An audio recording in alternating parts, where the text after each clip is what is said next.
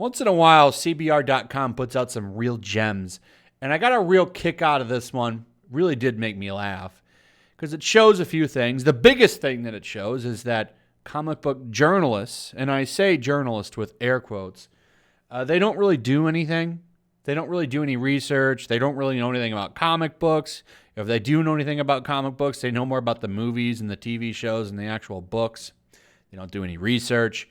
This is really, just like with video game journalists, this is a stepping stone for them to get up into a different outlet so that they can go and do some real activist work. Because that's what this is. This is activist work right here.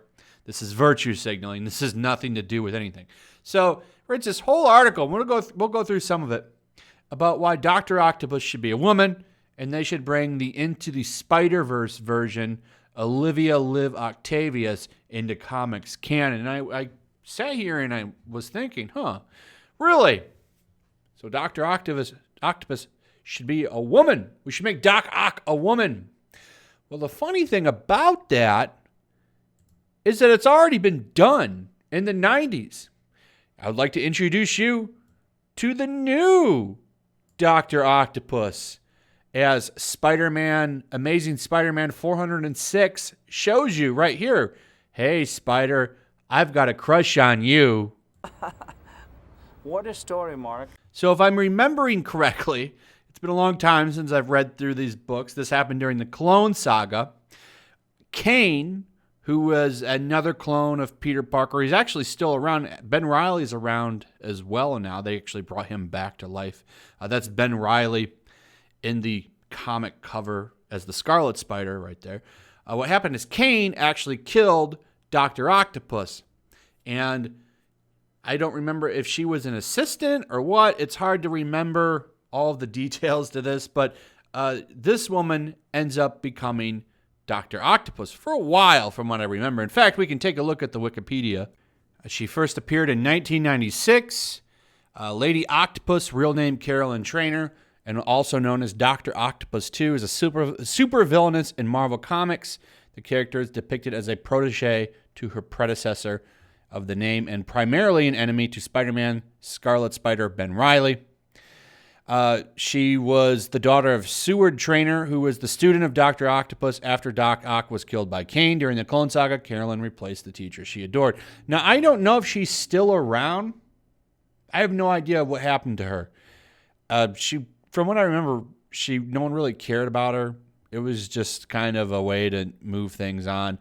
I don't remember what happened to her at all. I think she did help bring back Doc Ock when he came back to life after a while.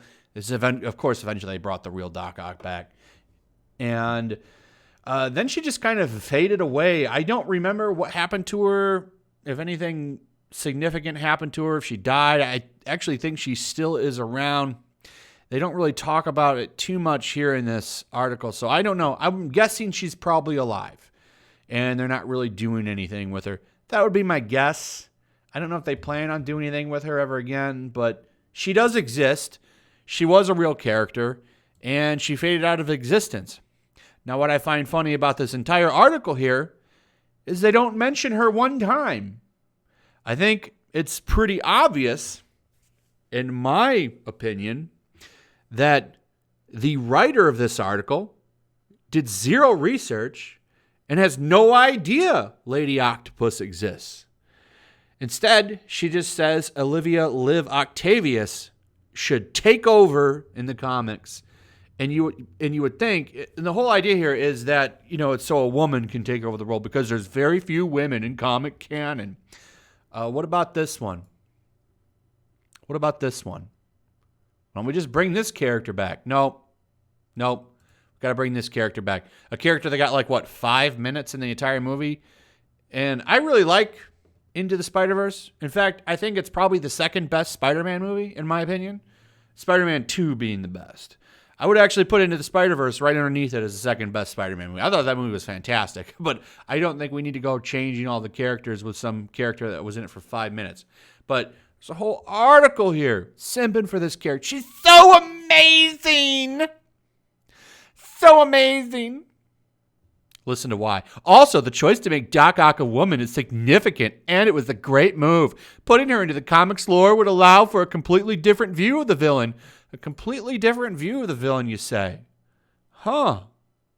That's interesting. I wonder if they've ever done that before.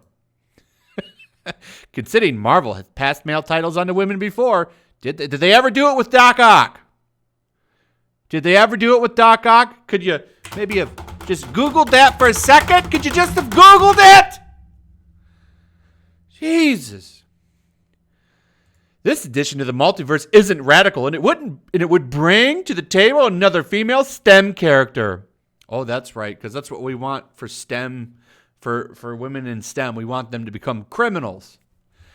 In reality, women are underrepresented in the science field. So having such a significant character take over the name of a famous adversary would be a prominent scientist would be inspiring for female comic fans. Even the movie acknowledges the preconceived notion that a genius behind the plan would be a man when Peter B. Parker assumes as much. So this inversion of expectations could be expanded on in the comics. Wow, I wonder if they ever did that before. Did they ever expand on that with a scientist, a female scientist taking over the mantle of Doc Ock? Wow, did that ever happen? Did you bother to look into it at all? Oh, I can't stand you. Comic journalists, I don't like you. And this is why I don't like you. And you know what? This is happening right now in the mainline comics because I'm pretty sure Electro is Elektra now. Pretty sure they switched that mantle over. But you're saying that it doesn't really happen. This would be a first time. Quit your job. You're not doing a good one. Who's the editor on this too? Do you not know either that this happened? Oh my God. Anyway, that's it. Short video. Hope you enjoyed it. Let me know what you think. How do you feel about comic book journalists? I'd like to see what you say. Also, share the video, throw a like up, make sure you still subscribe. Subscribe for you, hit that notification bell, and I'll see you on the next one. Peace. How dare you!